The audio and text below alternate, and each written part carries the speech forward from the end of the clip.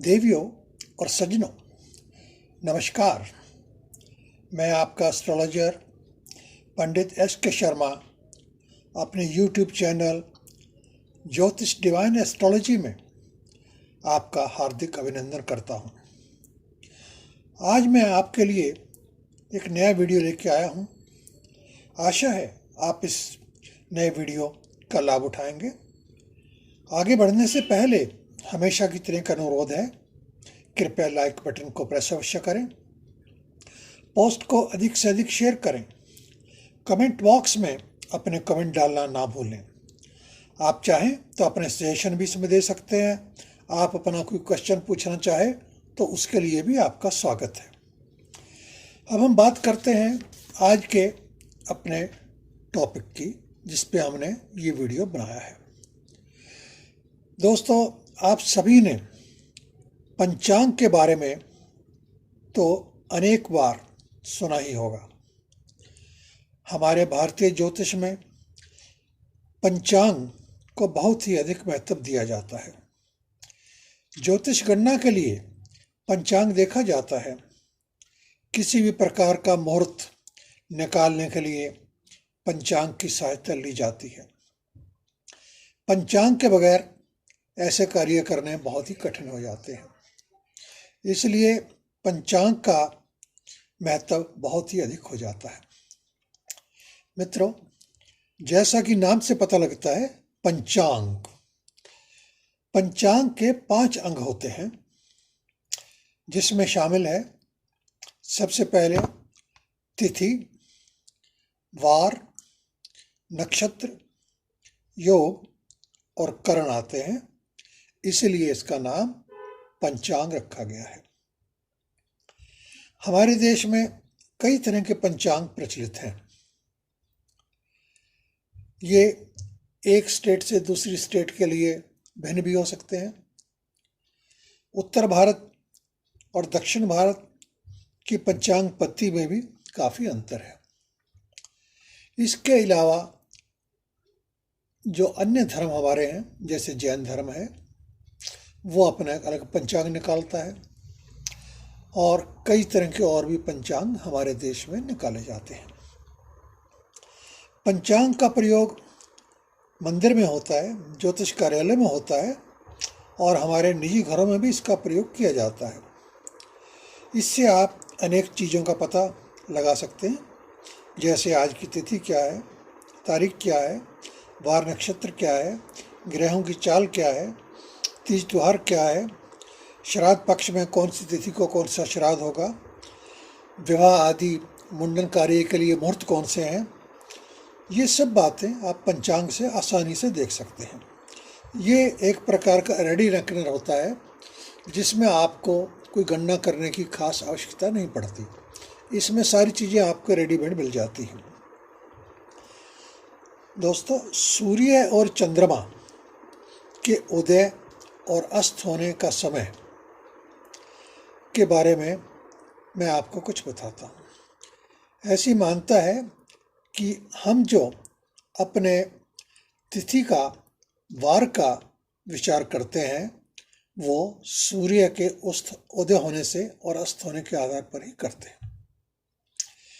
अब मैं जो नक्षत्र के मैंने 5 अंग बताए हैं, उनके बारे में थोड़ा विस्तृत रूप से आपको बताता हूँ।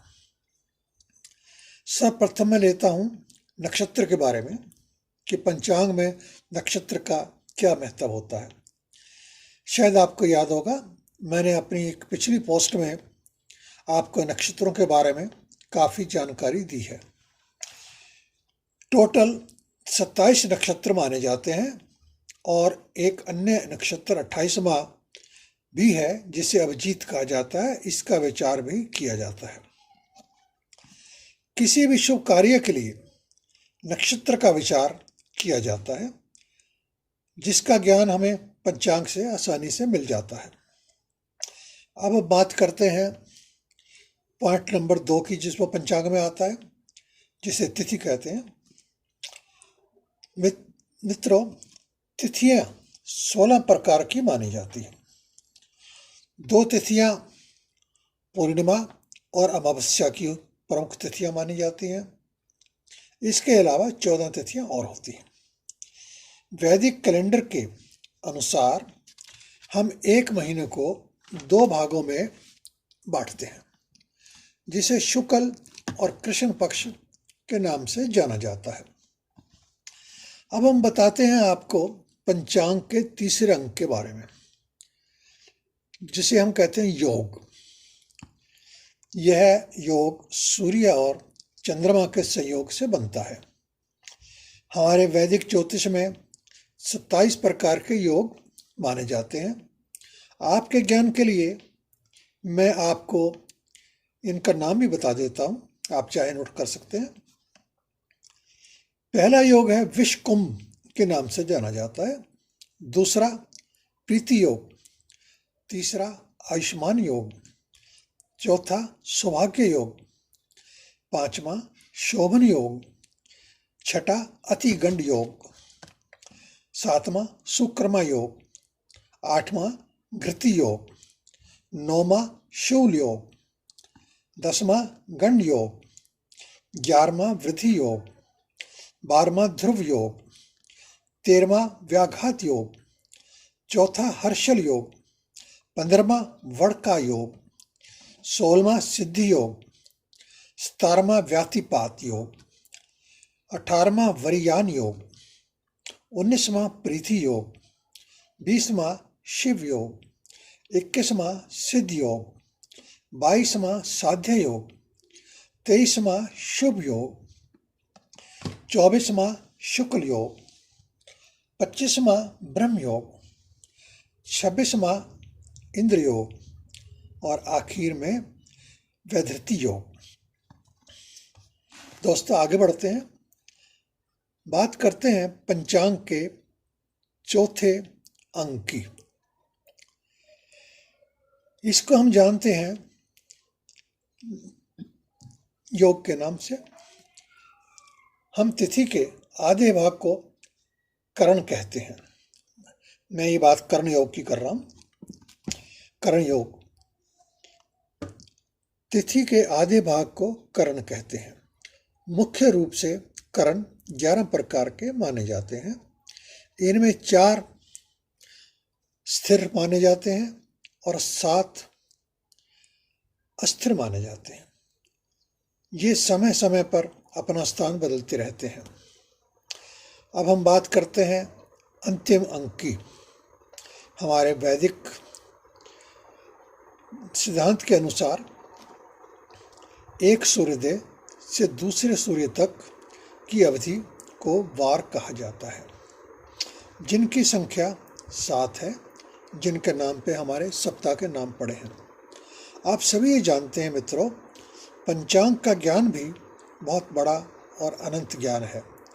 ज्योतिष, कर्मकांड, मुहूर्त आदि के लिए ये परम आवश्यक माना जाता है। तो मित्रों, ये थी पंचांग के बारे में कुछ जानकारी जो मैंने आपके लिए तैयार की है। अब मैं अपनी वाणी को यहाँ पे विराम देना चाहता हूँ। चलते चलते आपको एक आज का टिप भी बता देता हूँ, आप नोट कर सकते हैं। ये बहुत ही महत्वपूर्ण है। अपने मित्रों और संबंधियों के साथ सदैव ही प्रेम पूर्वक प्यार का व्यवहार करें। ऐसा करने से मंगल ग्रह की शांति हो जाती है और आपका कोई विशेष प्रयास भी इसमें नहीं होता और कुछ खर्चा भी नहीं आता। मंगल का सुधार करने के लिए आप अपनी वाणी को अच्छा रखें, हर एक के साथ प्यार से मधुर व्यवहार करें। मित्रों, आशा करता हूं कि आपको यह हमारी पोस्ट पसंद आई होगी। कृपया लाइक का बटन अवश्य दबाएं। जैसा कि मैंने पहले भी कहा, वीडियो को शेयर करें, कमेंट बॉक्स में अपने कमेंट अवश्य डालें। आप हमसे हमारी ईमेल आईडी से भी संपर्क कर सकते हैं, जिसका एड्रेस हमारे साइट पे दिया हुआ है। आप हमें फेसबुक, ट्विटर, इंस्टाग्राम पर भी फॉलो कर सकते हैं। हमारी अगली पोस्ट का इंतज़ार करें। तब तक के लिए आपसे आज्ञा चाहता हूँ। मित्रों, सदैव आपके मंगल की कामना करते हैं। आप हमेशा व्यस्त रहें, प्रसन्न रहें और मस्त रहें। नमस्कार।